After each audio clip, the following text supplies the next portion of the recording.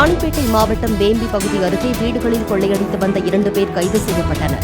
காவல் ஆய்வாளர் கவிதா தலைமையிலான காவல்துறையினர் ரோந்து மேற்கொண்டபோது சந்தேகத்தின் பேரில் 2 பேரை பிடித்து விசாரணை நடத்தினர். அவர்கள் இருவரும் பல்வேறு பகுதிகளில் கோயில் மற்றும் வீடுகளின் பூட்டை உடைத்து கொள்ளையடிக்கும் சம்பவத்தில் ஈடுபட்டது தெரியவந்தது. இவர்களிடமிருந்து 28 சவரன் தங்க நகை மற்றும் 2 கிலோ வெள்ளிப் பொருட்களை காவல்துறையினர் பறிமுதல் செய்துள்ளனர்.